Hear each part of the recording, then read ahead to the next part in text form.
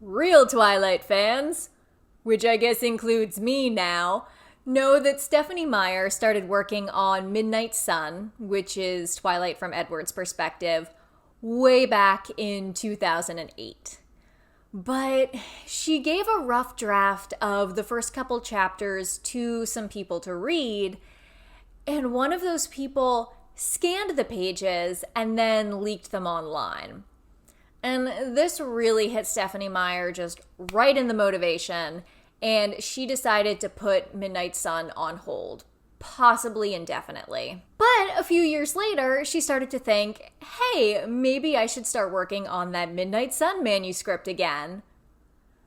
And then E.L. James announced that she would be releasing Grey, which was 50 Shades of Grey from Christian's perspective, and Stephenie Meyer just stuck Midnight Sun right back into that drafts folder. And finally, 12 years later, here we are. Midnight Sun was released on August 4th, 2020. And in order to gear up for that release, I read that original partial manuscript draft that was created back in 2008. An effort which turned out to be totally unnecessary. Midnight Sun is a weird beast. I just don't think the story of it works. I mean, obviously, Twilight worked. It became a phenomenon. And I'm not going to go into some of the weird plot choices that happen in the Twilight series, but Midnight Sun is not a sequel. It is a mirror image of the first book in a series, so theoretically, it should be able to stand on its own. But it doesn't. It is still so wholly dependent on Twilight, not even in the way that a sequel would be, but more in the way that supplementary reading would be. And I'm going to explain why. I am going to go into a list of 5 things that just don't work about Midnight Sun. 1. This is pretty much the same Midnight Sun that Stephenie Meyer started working on back in 2008. Having read that draft and then reading this, you can tell that it's the same. I mean, obviously now it's been revised a little bit and edited, so the text is prettied up a bit, but you can tell that it originated from the same draft. Which you might think is good, but I think is odd. The reason I reread that 2008 draft was because I wanted to see what changed. I was hoping that in having 12 years to work on this, Stephenie Meyer would kind of reconsider where the story begins. But no, the story starts on Bella's first day of school, which I think is not a good choice. The thing that is most interesting about Edward is that his story starts long before he meets Bella. Why would you begin this book on Bella's first day of school? Bella is not his entire story. Bella is the culmination of his story. Why not start with something from after Edward was first turned, or when Carlisle comes home and presents Edward with his intended undead bride? And it's not like they're playing coy about the vampire thing. They mention it on page 16. They have flashbacks to a lot of those scenes scattered throughout the novel, and those are really the most interesting sequences. Although there is one that really just has ungenerous assumptions of the reader's intelligence.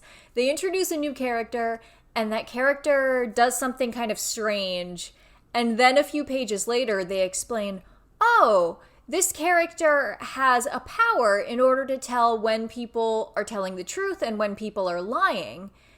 And then rather than let the reader make the connection that that is the reason for the character's strange behavior when we first met them, they actually explain it literally in a parentheses in the text. Like, oh, she acted weird because she has this power and she knew that we weren't being 100% honest. Like, no, you don't need We can figure it out. We can figure it out, Stephenie Meyer. It's fine. If you've read books before, you can figure this out.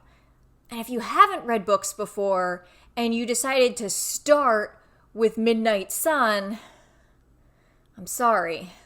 Why not write a story about a normal human man who wants to join the military, but he gets sick with the flu? And instead of dying, he's turned into a monster. And he decides to hunt serial killers and murder them before they can hurt anybody else. But then he vows to change his ways while still believing that he is a soulless demon who can never find love. And just when he started to accept his new existence, he meets the one girl who can change everything. Either by showing him true love or by turning him back into a cold-blooded killer.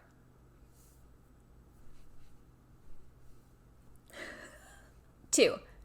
This is kind of a small thing, but it just really highlights the dichotomy of thought related to Midnight Sun.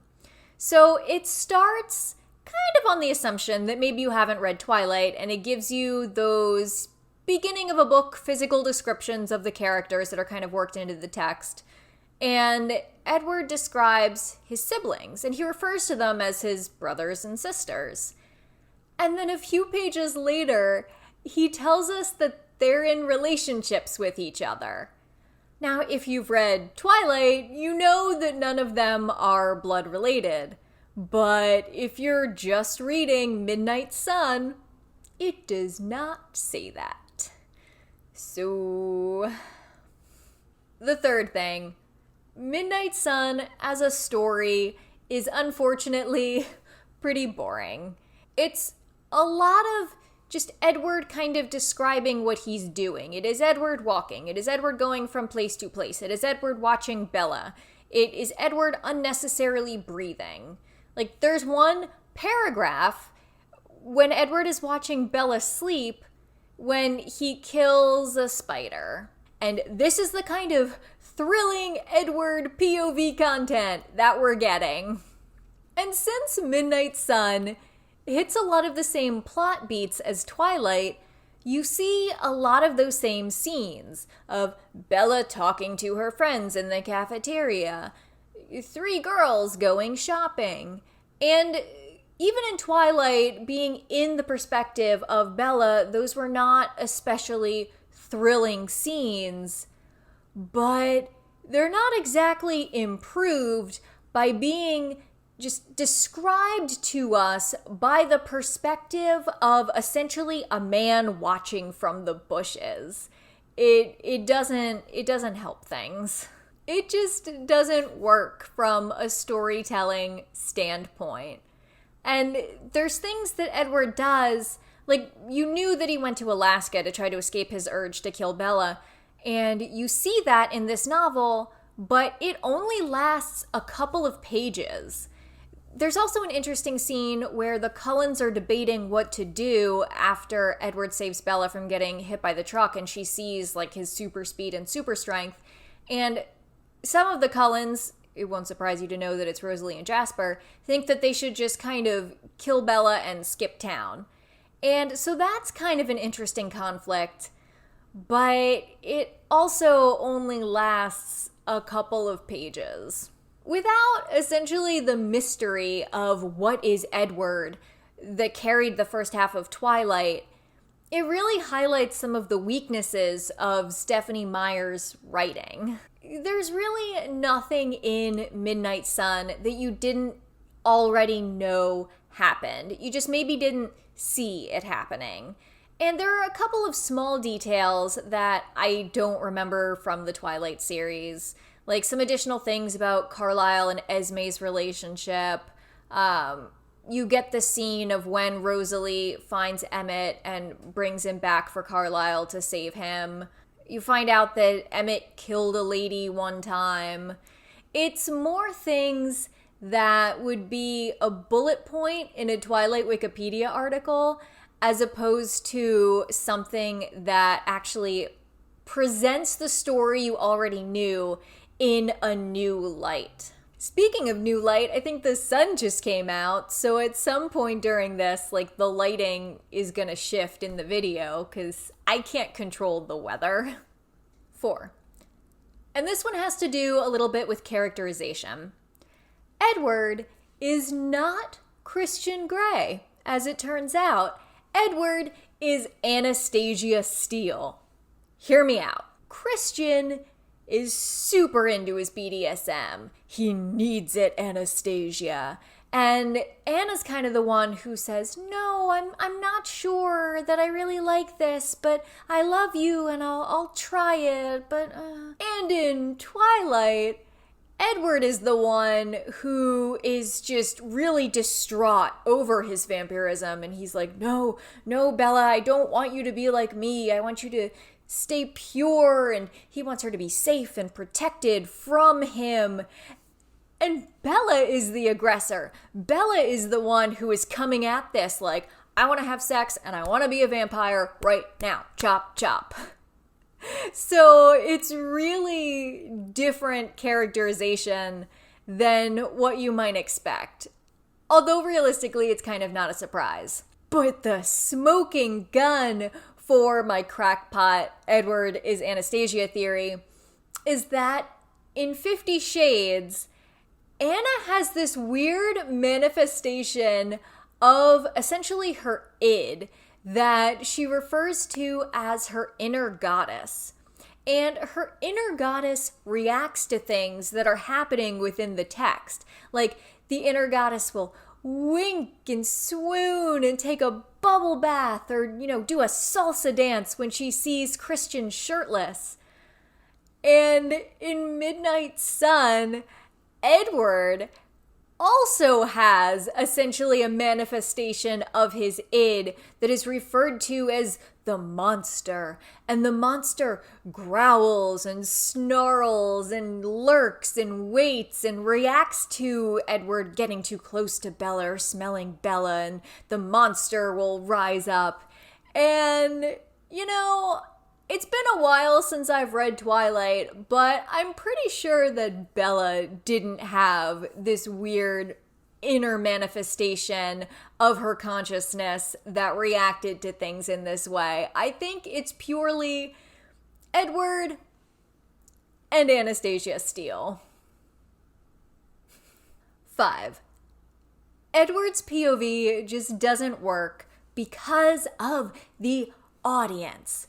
Okay, the thing about Twilight was that it tapped into a primal girl desire in exactly the right way. I won't say every girl, but many girls were really drawn in by the idea of this sensitive but dangerous, super hot guy being so into you that it consumes him. And realistically, I think many of us are just fairly average, but kind of harbor the secret desire that, no, we're actually beautiful. We just don't realize it because we're so humble. But this guy comes along and he points out just how special and unique we are.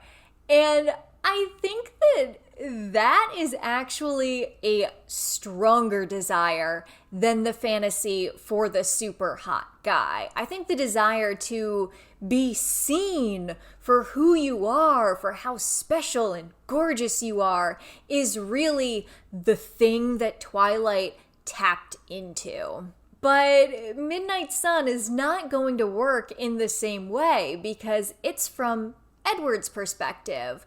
So instead of reading this first-person narration about this amazing guy discovering and telling us how beautiful and perfect we are, it's being in Edward's head as he discovers and notices and describes every single perfect and wonderful thing about Bella.